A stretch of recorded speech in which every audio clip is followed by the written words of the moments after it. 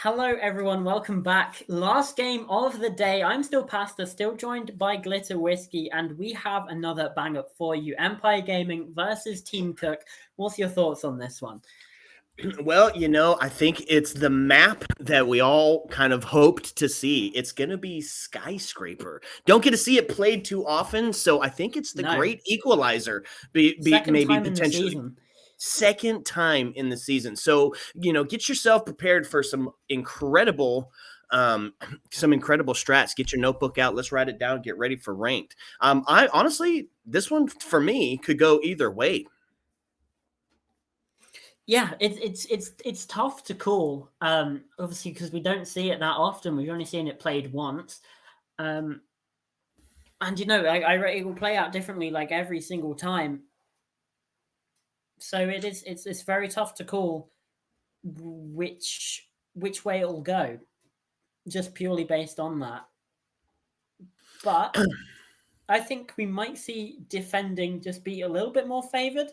So Team Cook starting out on the defense, they might be favored, but then obviously each team has an opportunity to defend. So again, it's just a massive question mark. We're just stepping into the great unknown.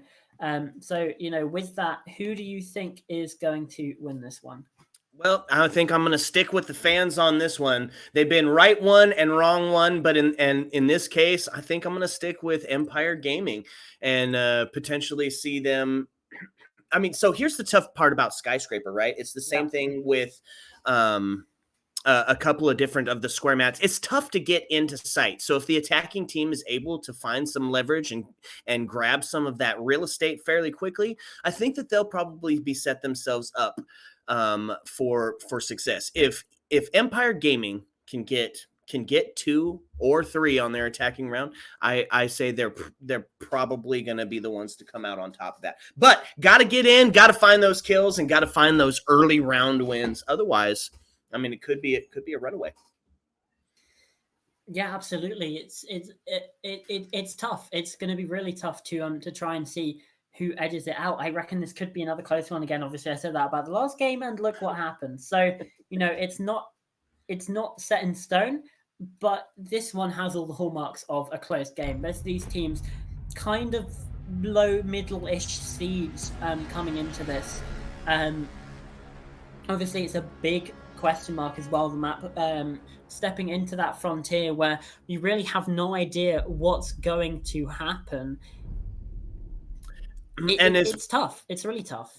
Yeah, as far as bans go, I imagine we'll probably see something similar to what we were seeing on Oregon or on Chalet with the Flores ban, potentially with that Nook ban, as you got some pretty tough areas that you have to push into, and there's the Nook right out the gate. I'd be interested to see if the Flores ban follows it up, even though Empire Gaming is on, of course, attack first. Yeah, I don't know. It's going to be a tough one to call. But yeah, we will see. And it will be the Montaigne being taken down. Now, this makes a lot of sense, actually. Think about that top black stairs. Think about that sort of area, the balcony coming through that's also shared with Shrine. That is very dangerous, especially if you can leverage a Montaigne through that. You can get very, very good positions. So again, not necessarily too surprising to see the Monty being taken off the board here. The other ban will be a Solus. We've talked in great length about how useful Solus can be. We saw it in a couple of rounds on Oregon as well. So yeah, very, very useful. Not a surprise to see her taken out. Let's see the Azami gone. Oh, no, and it's a Fenrir. Does that make us 3 for 3? Hell yeah. Well, if you're new to Siege or you're new to the last season, Fenrir, man, he is just incredibly OP. He's got 5 gadgets, but we don't have to worry about him. Don't worry about him. Just ban him. Just keep him gone. Keep him gone. That's Pretend he doesn't exist. And oh yes, we've got the sandbox. We've got the sandbox background. Look at the cats. The sandbox background. Let's go. Oh god, yes. Oh, this is what we love to see. It's such a good background. It's the entire team's got. Oh no, not quite. Oh, I thought we had the whole team then, but no. Oh well. Anyway, what were we saying? What were we talking about? We got distracted by cats. Well, story of our life, huh? Yeah. I don't recall. Well, in my case, on Chalet, it was a dog, but yeah. Okay, so primary site, tea room, karaoke, secondary, exhibition, and office, both of the top floor sites. Generally, tertiary site being played out into kitchen, although I've seen a couple of wild choices, and I've seen bedroom, bathroom played a couple of times, especially as one of those moves to kind of switch it up, play some of that head game. I don't imagine we'll see that here, but potentially. You got Thorn again. We've been seeing a lot of Thorn throughout the evening. Other ones as well. We've seen Wamai, Rooney, Go-Yo, Mute. We've all seen them pretty consistently across. And the Ossa as well for the attack is going to be quite handy just for that top black. Where I said the Montaigne would be handy? You can kind of have Moritz on the Ossa there as acting like that. 2 Claymores down on that window, making sure that anyone that does run out at least will get taken down for it, even if they are able to get a hit. Just looking to trade themselves out. And more nades coming up through the ceiling as well. Perfect. Doesn't quite land that one perfectly, ironically, for the name. But there's some shots coming through, actually. The vertical angle's being pressured. Wants to try and prep another nade for it, but instead decides to go differently and instead just dips back. It's a very slow start to the round here, but Fuescost is now inside of this top black position. Just watching, waiting, so close, and this time it is going to be the swing. Anakin finding the opener, but taken down in a direct trade, actually. They both trade each other out.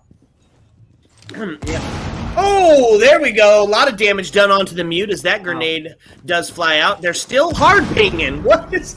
Stop the red pings! Stop it. You guys need to stop. It's getting ridiculous at this point. Did he shoot the C4? Or did the Thorn Trap take that out? Because it didn't explode. No, it definitely didn't. That's for sure. I'm not entirely sure what's going on at this point, so we'll just try and figure out. We'll muddle along as it goes across. Still a 3 versus 4 then inside of this game. As soon as I say that, it's made a 3 versus 3. Perfect is downed though, so that's technically a 2 versus 3 for this attack inside, and the kills continue to rain on in. It's a 2v2, but Moritz is the last one for his team left standing, and well, not for long, as the round will be taken by Larry. That's Cook off to a good start.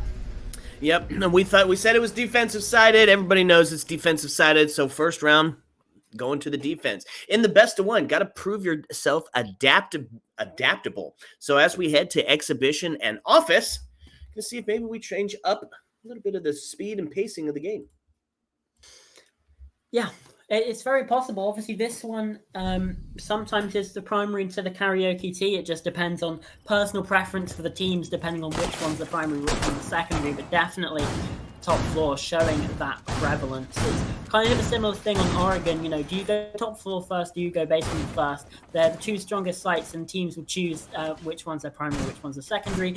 It's the same thing here. This time, it seems that Cook will opt to go to office second, and their setup is quite extensive, actually. In fact, opening up the Geisha wall.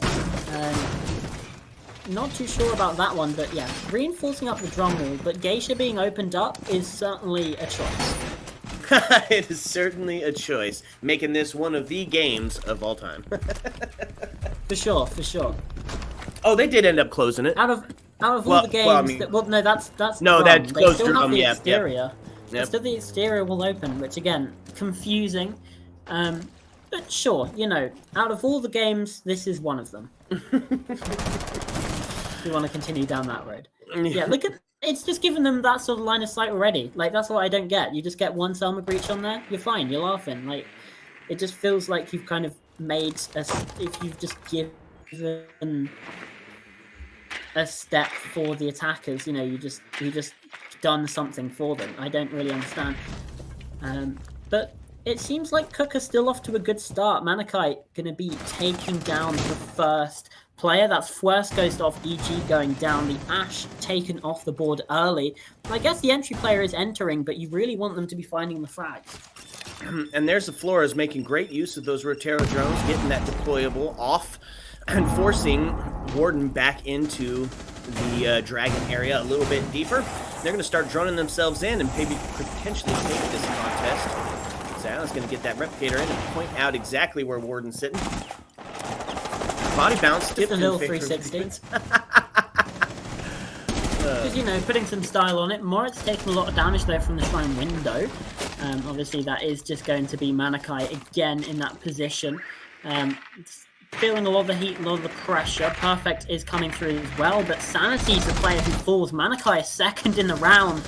Up to 3 kills in the game so far. Nearly trying to find a pre-fire, but it's Suter who finds a kill. Moritz, the only player from EG who finds a response inside of this round. But Office Exhibition looking very, very strong for the side of Cook. Perfect. Moritz just holding angles, watching, waiting, hoping that someone will walk into their lines of sight. They still have a minute to get something done here, and they know of some positions here, like inside a drum, but it could just be that game sense coming through.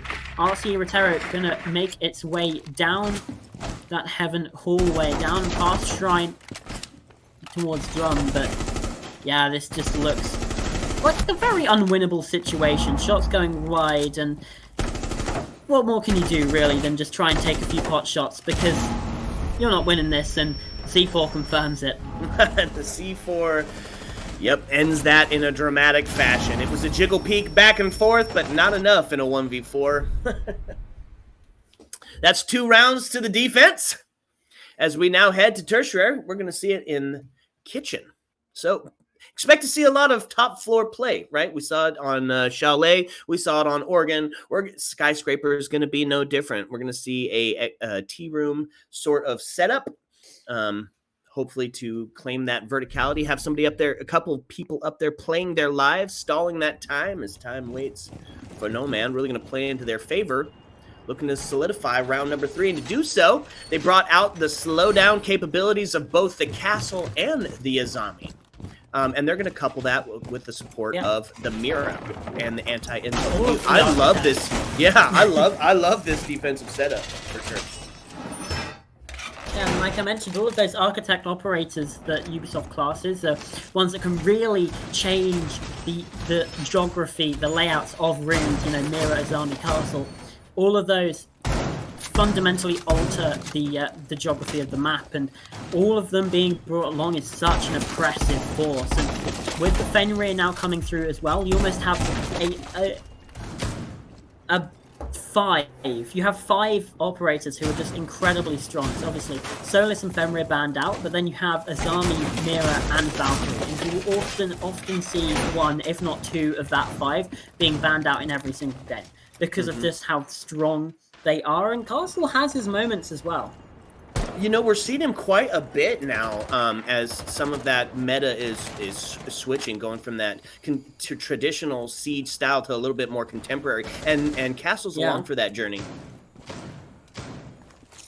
Along for the ride for sure. Anakin could get caught out here. First Ghost chucks in a flashbang.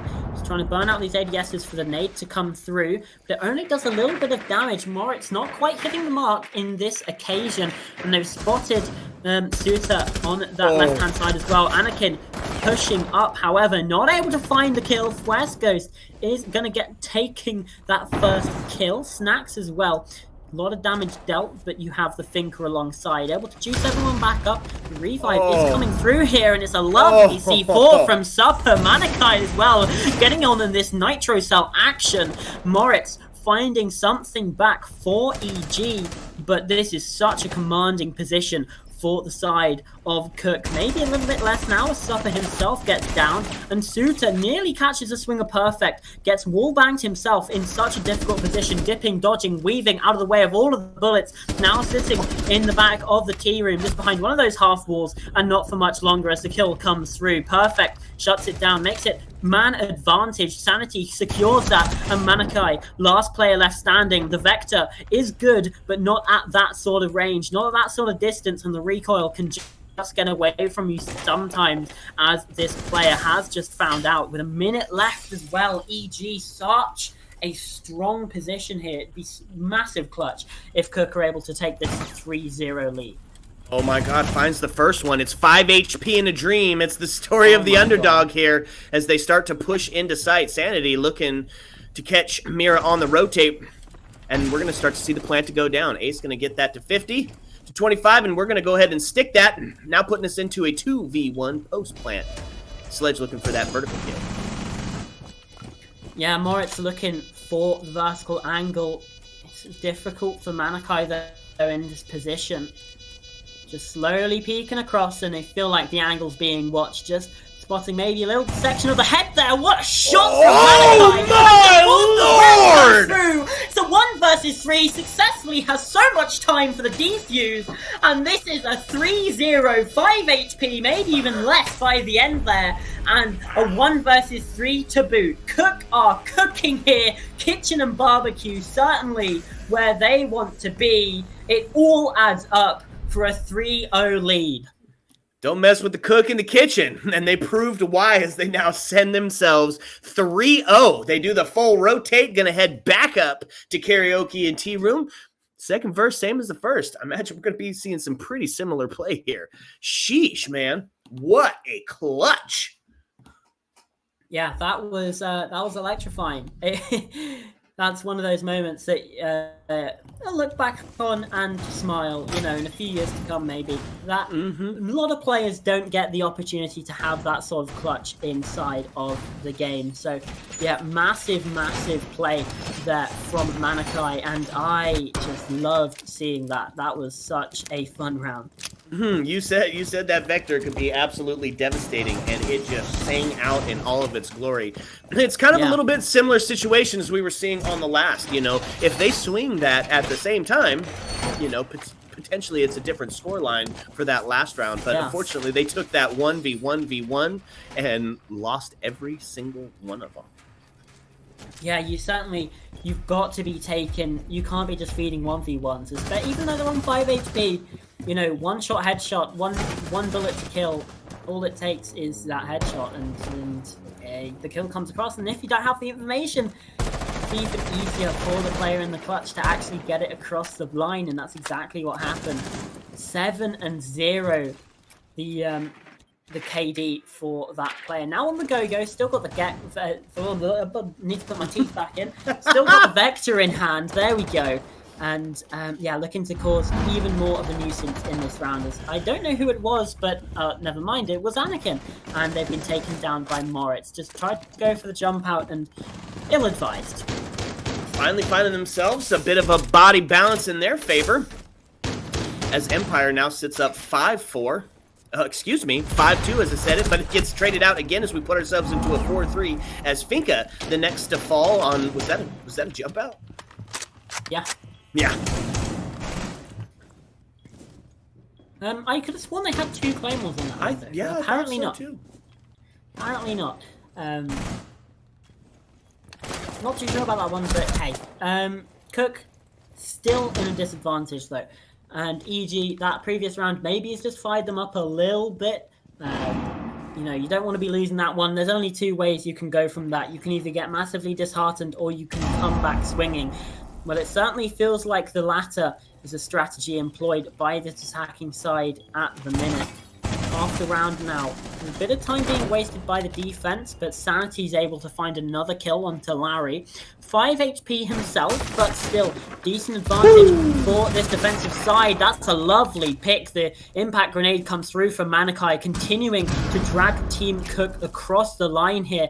Sanity's low on the karaoke window as well. This suddenly looks very, very winnable for the side of Team Cook. Yeah, this last 54 seconds, it's the stall out game. You've got the Goyos to do it. try to cook the cooks. And he's setting himself up a long angle. He knows where they're coming from. It's just going to be quick Vector peeks. Potentially the P10 running as well. But here as I say it, the plant starts to go down. Buck's going to fall next as we find ourselves now. See his cross. Ouch. Now into a 1v2. Jeez, Cook just cooking, and they take it again. It's the Vector across the board. No, I'm leaving. I'm leaving. Bye. See you. And that was it. Do you feel good, Empire? They can't be allowed to do that. They cannot be allowed to do that. Suter just crosses inside a geisha, gets 2 kills. Like, the player just plants, just blissfully unaware that the Aruni's crossed, and there were 2 players looking at that crossfire. How did they both miss him? This is infuriating. This is. I'm gonna pull all. Oh no. Copy that. So here's where we find ourselves now as Cook puts themselves into a 4-0 commanding start and sending my co-caster into a conniption fit. It seems to be the theme of the night. It's one team using intel, the other just running in blindly, trying to get those kills, trying to get those plants down, and clearly, I mean, as it should, it's just working into the same strategy, right? We're seeing the intel winning this side out dramatically.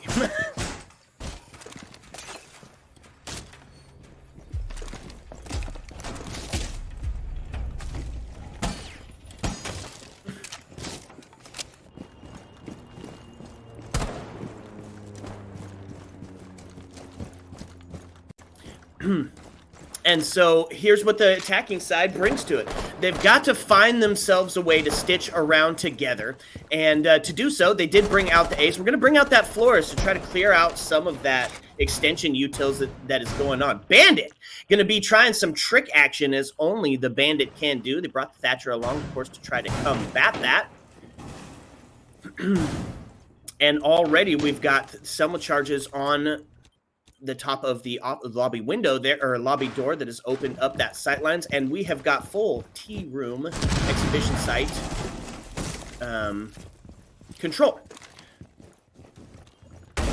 It's taken them a good bit of while to get into sight and start making this, but it's almost a full push coming from that side of the map. Floor is going to do his best to try to get this deployable off the board as it puts Warden in such a power position. Oh, takes a little bit of fire as it reduces Warden down. And now Goyo taken off the board. His body balance tips in favor of the attacking team. Put themselves in a 5. Yeah, good start inside of this round, but instantly you have the fight back yet again. Trades back and forth and still favors Empire Gaming here in this situation. So the RCE is coming through, more utility being taken out. That's going to force the defenders back a little bit from their positions. Into a 3 versus 3 though. Suter not dissuade from taking that swing, taking the pick, and it's back into the 3 versus 3. And well, suddenly Empire don't look like they're in that good of a position, because look at the amount of time they have left to try and get half of this map control. Yeah, took that map control early, like you were saying, but unfortunately weren't able to capitalize on it as they lost a couple of members in the process and now find themselves in quite the pickle with 45 seconds left to try to push in. We've got Souther, who's holding a huge angle into drum, and Warden holding the deep angle on the stairs as well, not able to clear anybody out. There we go, as Neil finds the kill, taking them now into a 3v2 with 29 seconds left on the board. Perfect, gonna try to live up to his namesake, and he has to be if he wants to find the win on this one. Yeah, Moritz is there as well in the terrace just to try and assist, but Manakai is looking towards Dragon. What a flick! Now that's difficult to do on a controller, I'll tell you that much. And Cook, well, they continue their steamroll. It's 5 rounds to 0 now. Yeah, that's just ridiculous. It's ridiculous, and surely Empire wake up soon, right? Surely.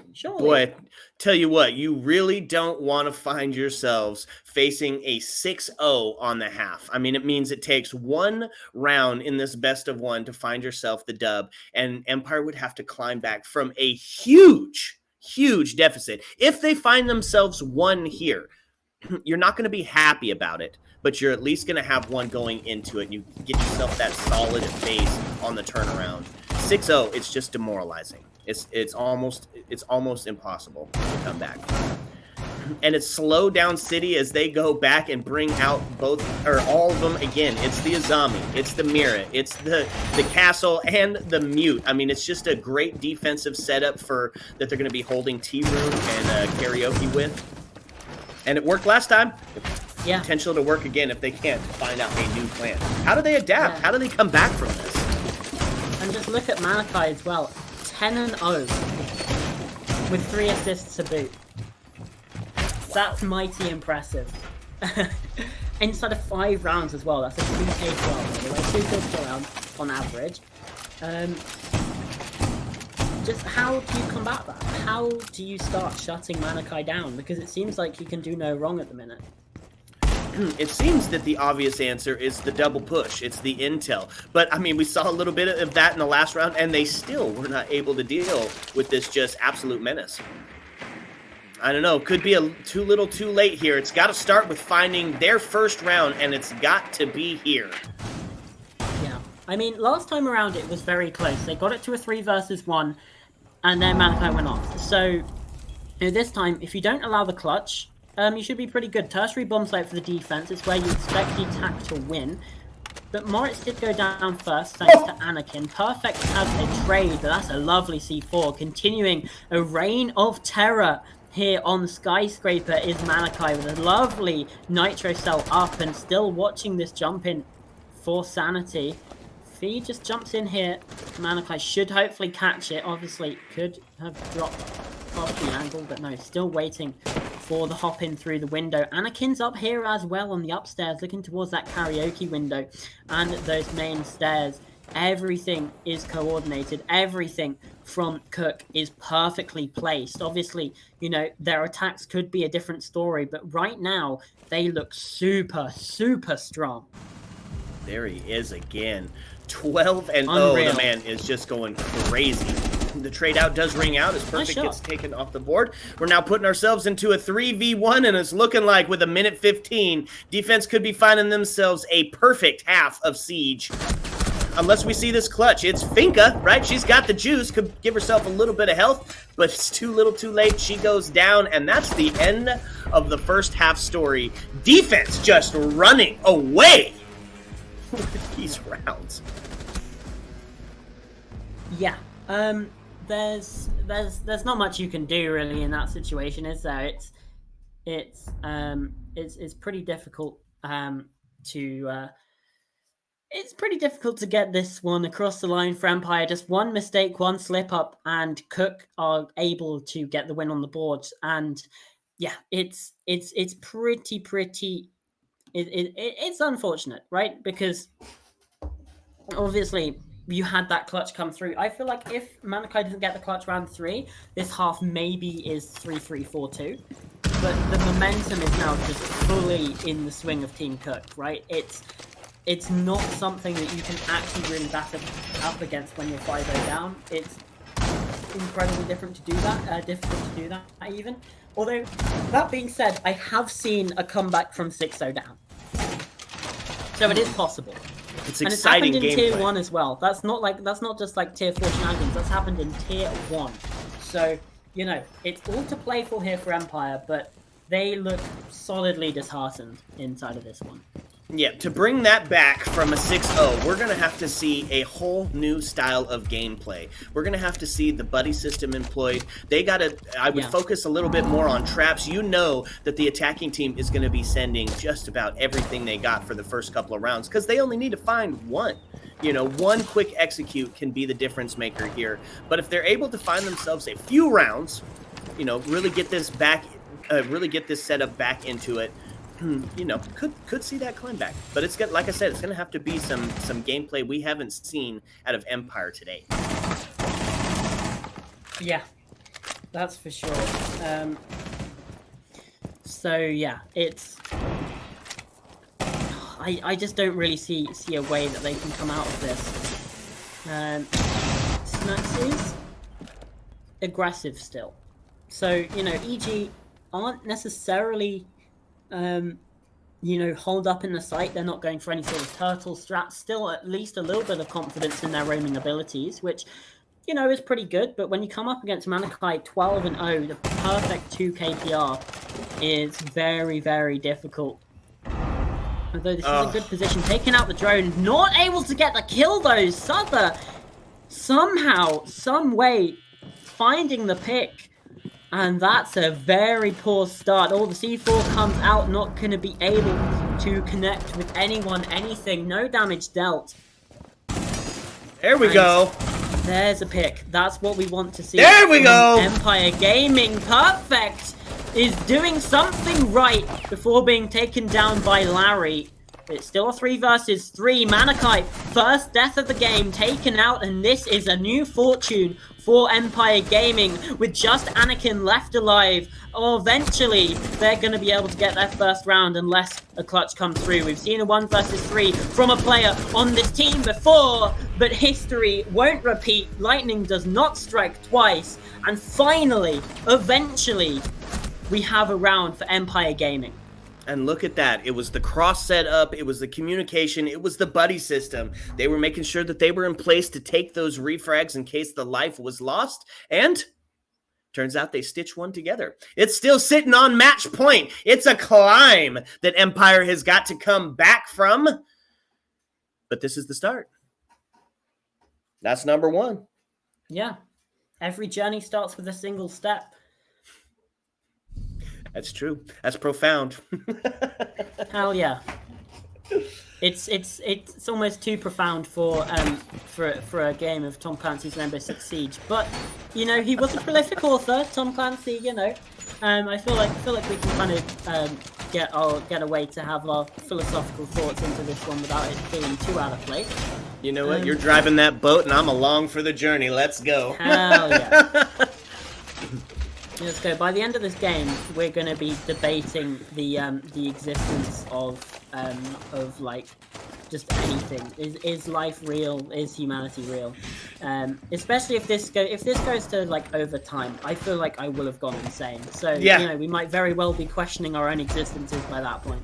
Hey, as casters, that's one thing we love to do. We want a war of attrition, and we want to question everything, right? Yep. Existential crisis, sign me up. Yep, check and mark. So, on the defensive side of it, trying to find themselves another one on this match point right now, and to do so, they're going to bring out a couple of trap ops as the Thorn is making her way back out. Frost as well, 2 sets of deployables on the field. Or on the game board. Bandit going to be on that breach now, but they're going to go for a little bit of a strange strat, as they still have part of the wall opened up into sight. And now, of course, that bandit charge gets taken off the board. He's able to be cleared out of there, and someone charge is going to go out, and they're going to start opening up that main breach wall, which is, I don't know. I don't get it. It was a little bit of a silly call here, I think. They do go the double breach, so they're going to be entering from both sides of the map as Thermite now opens up into Geisha. And that's the first minute off the game board. Defense not really doing a great job at stalling it out, as now all of these angles are opened up. They've got main breach open now, as they did leave one side of it completely unbarricaded. So yeah, both hard breaches pulled out. They have Geisha. Oh, a little bit of damage on to the Thermite, but not enough to take him out of the game. We're still sitting 5-5 at 130. Oh, well, as soon as you say that, Swerskos finds a kill. Larry going down. And it's another good start for Empire Gaming. They've got a lot of the round out of the way as well. So, you know, still sitting pretty. Manakite is really going to be the player that we look to kind of step up, have a performance again. But Moritz is just doming everyone. Snax gets in on the action as well. And Manakite, a second round without a kill and the second round with a death. And the attacking side for Team Cook is not looking as I can't remember my words, but it doesn't matter because everyone is dead. Flawless round for Empire, and yeah, pretty good. Well, we said we needed to see a completely different style of gameplay from Empire to mount any sort of comeback, and you know what? We have. It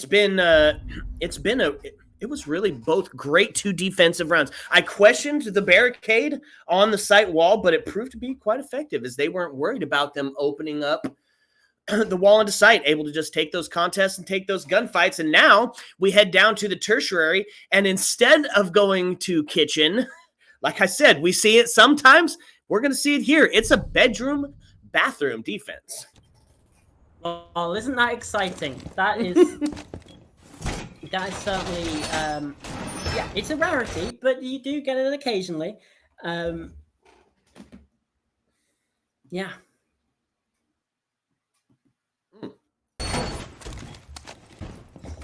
So for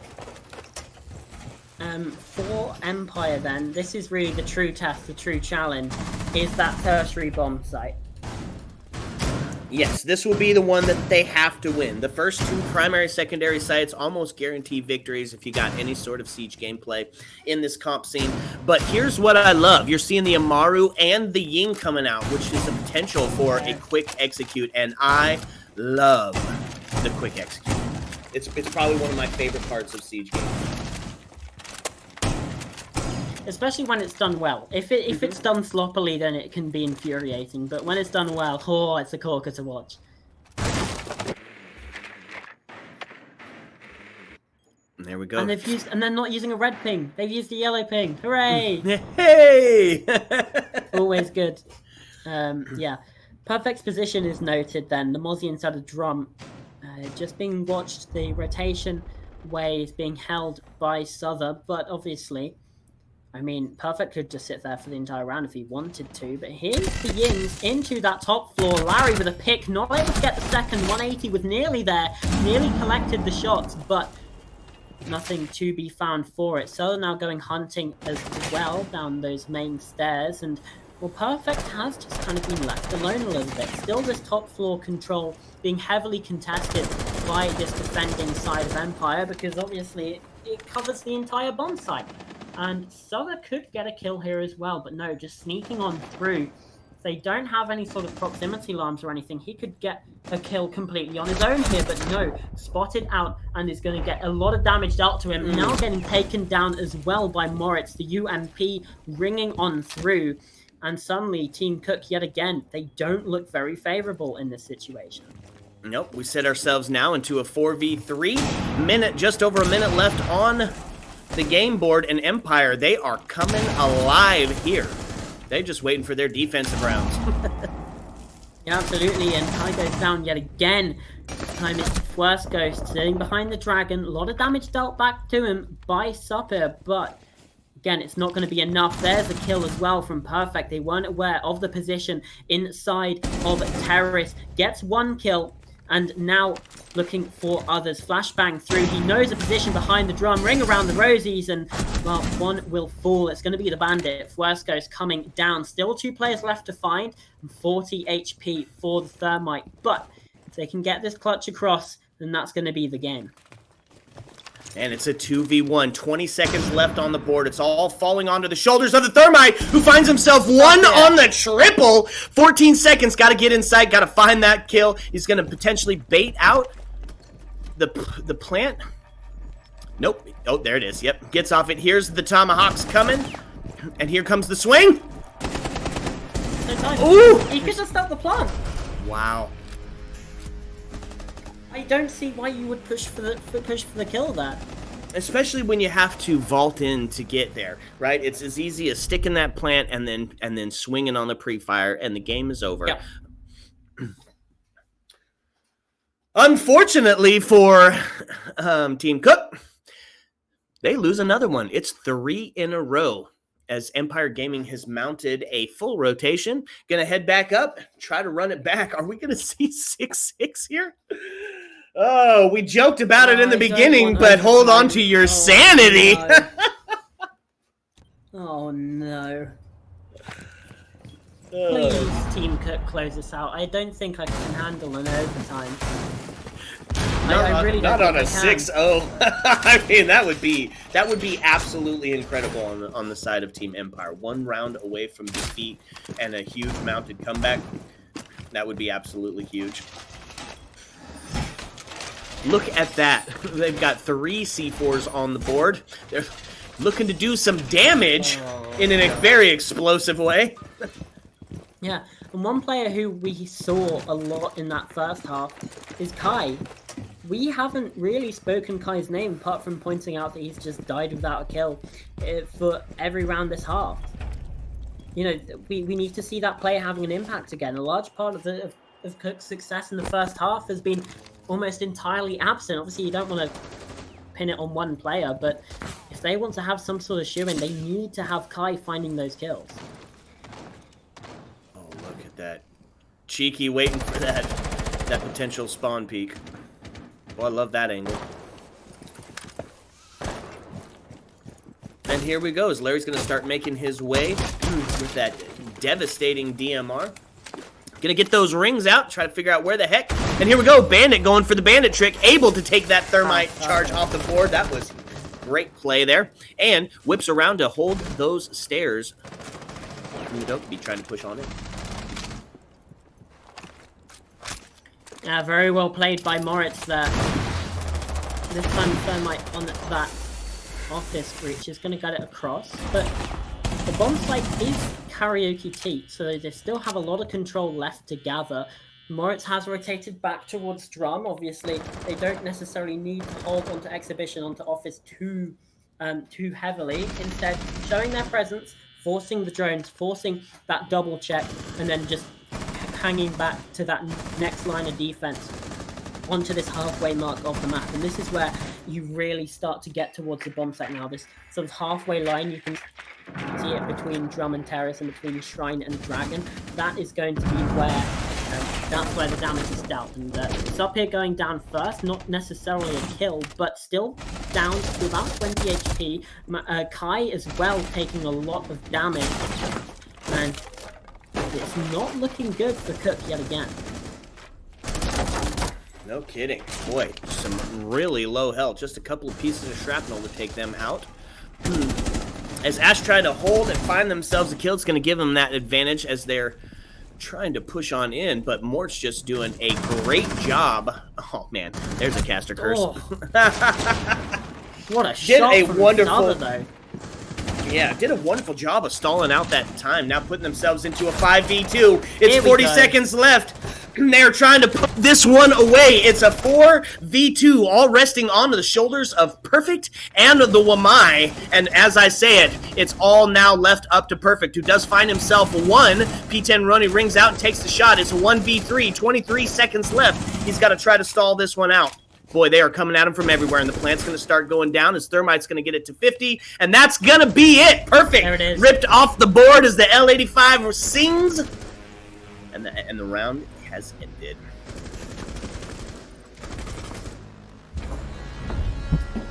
Well, the community was wrong yet again. Team Cook take it 7 rounds to 3. What a performance that we have seen from them, and Kai definitely MVP there, as you can see on that screen. Absent in the second half, but first half on the defense. What a performance. Man, I wonder if Empire Gaming starts that round on defense, I wonder if we might see a different scoreline. I mean, it was huge. Coming up 6-0, they just had to find themselves one. And even though the comeback was mounted and it was here and it was in our face, it just wasn't enough because it only takes one mistake for that match to be over. And that was it. Yeah, that was a mistake. That was the time that it took. And yeah, what a performance from Kai, especially. We're going to say that name again. The 1v3 on round number 3. Like, what a clutch that was. Very, very well played.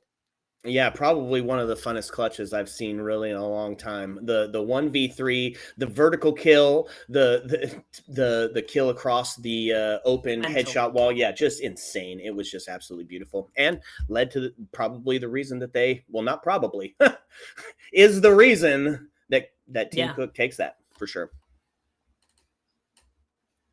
Yeah, absolutely. I have to agree. My throat is shot after these games we've had tonight. I don't know about you. But I think that's all from me today. We have a best of 3 tomorrow. The elimination matches are going to start tomorrow. This is where we start to see teams out of the event. First game tomorrow for you then, Legacy AVR versus Eagle Empire in that 0-2 bracket. Winner of that best of 3 is able to stay alive, but they have 2 more best of 3s if they want to qualify for the finals. Loser of that is going home empty-handed. It's going to be some high stakes for that game tomorrow. So everyone at home, you don't want to miss that. But yeah, that's all from me. Thank you to Glitter Whiskey for helping me cast through this one. Through dog interruptions and laptop overheats alike.